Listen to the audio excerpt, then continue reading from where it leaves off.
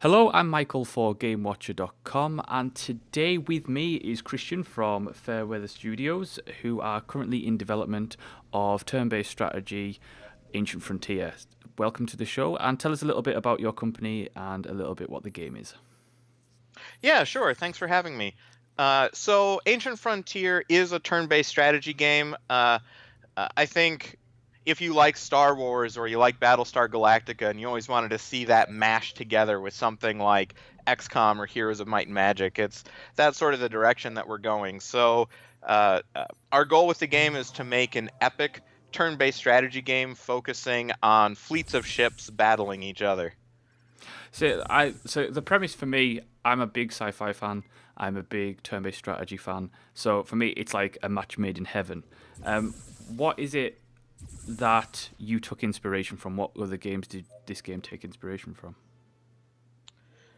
So I'd say a variety of sources. One of the reasons why we decided to make this game is because we wished the game already existed. We're fans of games, turn-based strategy games like XCOM, even 4X games like Civilization or Galactic Civilization, or other turn-based ones like Expeditions Conquistador. That's a great little hidden gem out there if no one's ever played it. All of those are great. It's pretty easy to get a turn-based strategy game with a fantasy setting, and there's a couple modern ones like Jagged Alliance or XCOM. And the 4X games that sort of deal with fleets of ships often really skimp out on the combat because they're more about empire management, Yes. explore. So it seemed like I couldn't find a title that really focused on like really good turn-based combat with spaceships. There's a couple out there, but they're pretty shallow, like Sid Meier's Starships. I had a lot of hope for that game. It's very beautiful, but it's really really shallow in the mechanics. So we just wanted to play something that was in depth, that you can get in sort of a fantasy or a modern setting, but we wanted it for sci-fi. And because no one else had made one, we decided to. Yeah, and I think that's so true. I mean, I recently took a look at Endless Space 2, which is currently in early access, and I absolutely loved that game, and I loved the setting and sci-fi setting, and I loved the empire building. But what my biggest complaint of the Endless Space games is the fact that you don't do anything in combat. And I was like, if they had just added some turn-based strategy in that combat, that would have been a fantastic game. And I've always liked the idea of turn-based strategy with ships rather than individual characters. So tell people a little bit about the core combat itself. Yeah, sure. So uh, we tried to make the combat flow very very smoothly. So the game sort of scales. At first, you're only playing with a couple of ships, say maybe half a dozen ships on half a dozen ships, but it can scale up to massive engagements of like 30 ships on 30 ships. So we needed a system where it's very intuitive and you sort of progress through the ships very fast. So there is a randomized initiative based system, so you control just one ship at a time, and that's randomized each round. The faster ships are normally like the fighters and the light frigates and stuff like that. And normally the bigger destroyers and battle cruisers go slower. Every ship gets a number of move actions and attack actions that can be used to like fire the main guns or use an ability. When you get a ship, you can move several times and then shoot several times, and then play passes ship to ship to ship. And one of the reasons why we have move actions and attack actions is earlier on we had sort of an action point system, and with an action point system, everyone spent all of their actions on attacking. And so engagements didn't really feel like engagements because everyone would move in range and then sit still and just fire the entire time. Right. So we sort of took another look at the system. And there were people that really liked a hit and run play style, especially with like the different fighter squadrons. So they wanted to be able to move in, attack a bunch, and then move back out. And that was how a system of multiple move actions combined with multiple attack actions came about.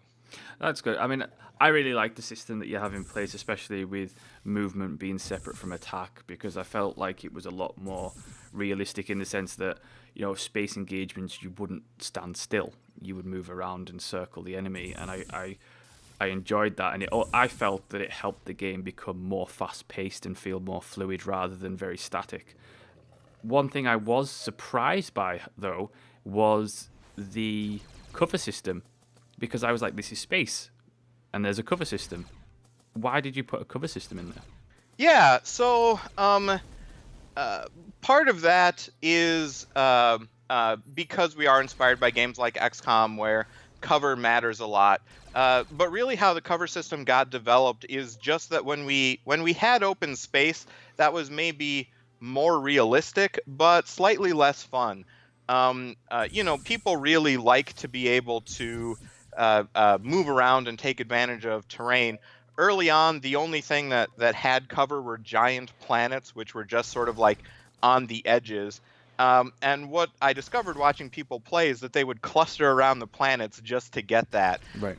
So we decided to, while it is space, it is very cluttered space to a certain amount. We actually have terrain, and we have destructible terrain in the forms of asteroids or junk fields or landmines, or, well, not landmines, but space mines. There's a variety of stuff out there.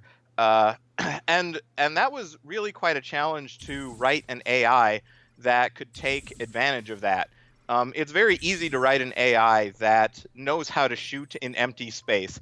It's a completely different thing to give it like a weighting algorithm where it needs to know to go into cover and get around your cover and take the right shot and handle like the rock, paper, scissors of how the different weapons work against the different armors. So I'm very proud of what we've ended up with, though.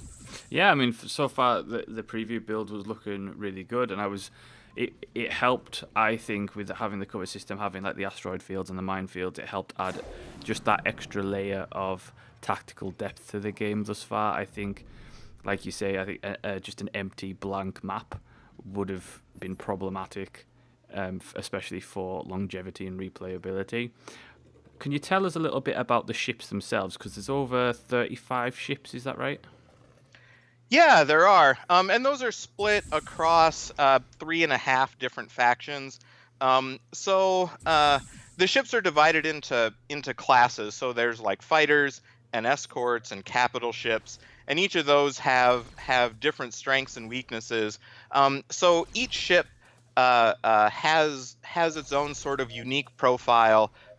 It's what its weapons loadout is, what its abilities are, how many move actions it gets versus how many attack actions it gets, and then the class of ship that it is, again, sort of that defines the armor it has and how much damage it takes from different kinds of weapons. Because like a big, slow, giant beam, an anti-capital ship beam that is designed to knock out space stations or capital ships, it's pretty easy for a little fighter to fly away from it. Whereas like really rapid fire pulse lasers or something like that, they might be very good at hitting lighter fighters, but they don't really do much. They barely scratch the armor of the larger capital ships. And then we also have their aliens, whose mechanics are a little bit different.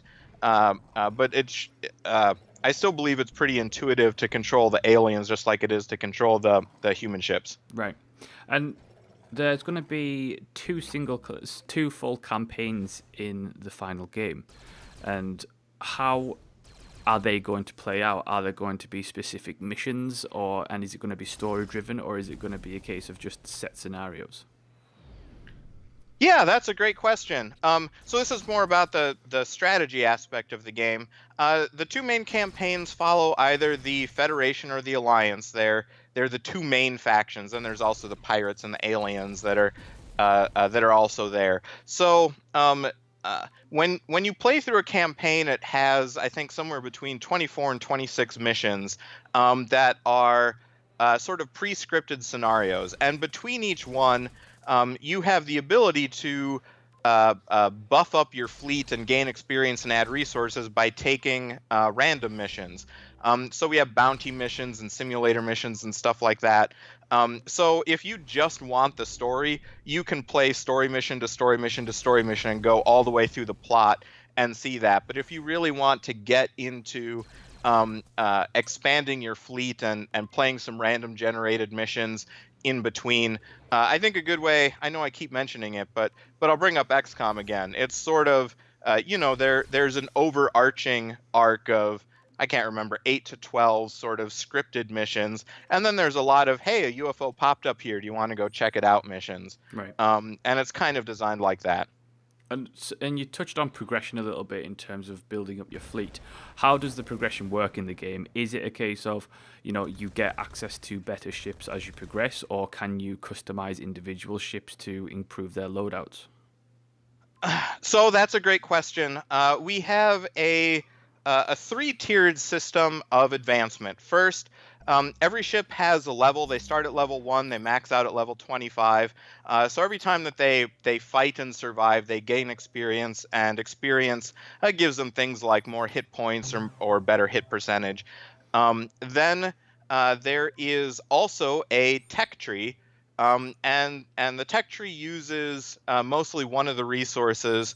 There's three strategic resources in the game, but through the tech tree you can unlock powers for an entire class of ships. So, for instance, you might give +5 hit points to every fighter, or +5 dodge to every fighter, or +10 shields to every capital ship, that sort of thing. And then finally, what you touched on, in the early part of the game, only several different kind of chassis are available to be built, mostly the lighter escorts and the fighter squadrons. And as you progress through the story, there's sort of a story reason to it, but as you progress through the story, the larger ships slowly become available to be purchased.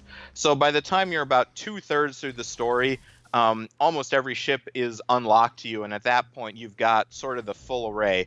But we also don't overwhelm you with options starting out, right? You've got 3 or 4 ships that you can choose between starting out, and then at the end, a faction's got 10 more than 10, but it's got a good chunk of ships Right. to choose from.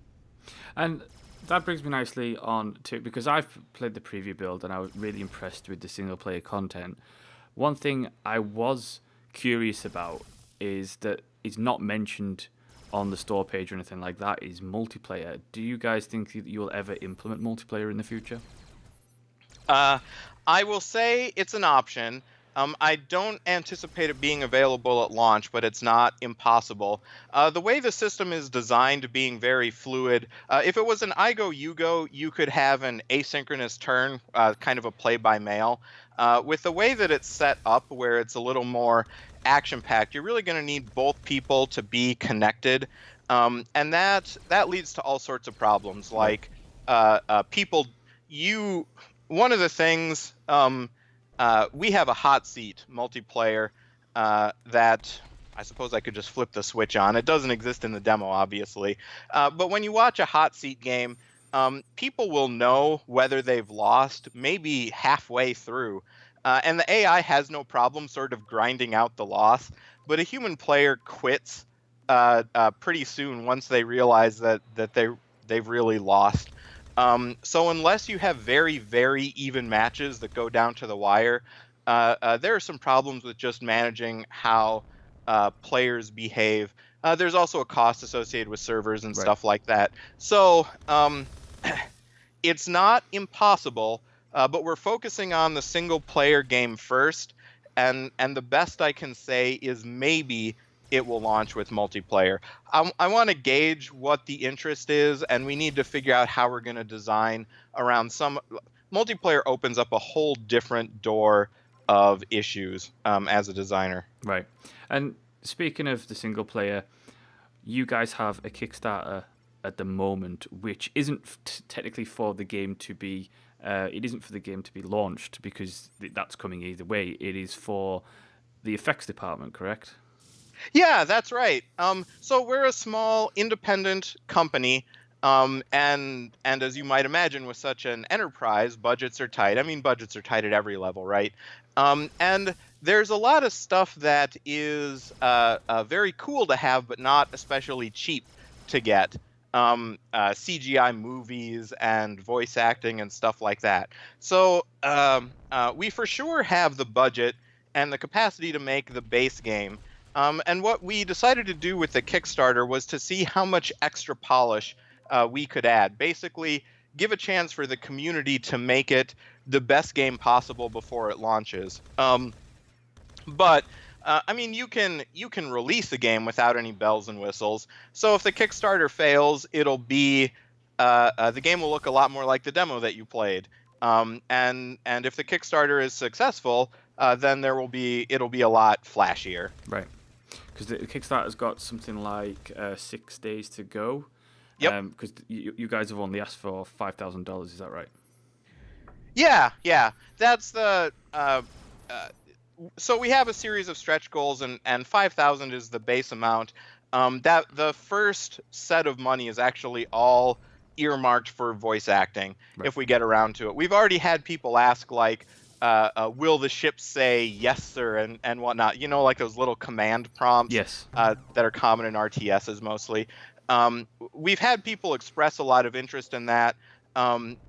Voice acting, like anything, you pay for what you get. You can get some pretty cut rate voice acting pretty cheap, but if you have a pretty good looking game, which personally I think ours is, and then you slap cheap voice acting on it, it cheapens the whole experience. Right. So we would want to hire voice actors that sounded as good as the game looks. Right. Which is not cheap.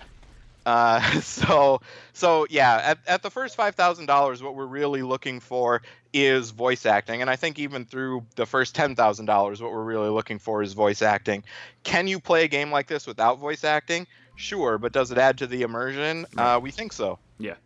No, that's great. Well, Christian, thank you so much for taking the time today. Everyone should go check out Ancient Frontiers Kickstarter and also the Steam store page, because I'm looking forward to this. Now, when is the game going to be released? So we're scheduled for Q2 of 2017. I don't know exactly when in there. Obviously, I'd like it to be sooner rather than later, but game design isn't an exact science. We've been doing this for a while, so I don't want to make promises that I can't keep. But it should be the summer, Q2, April through June of 2017. Great. Thank you so much. Thank you.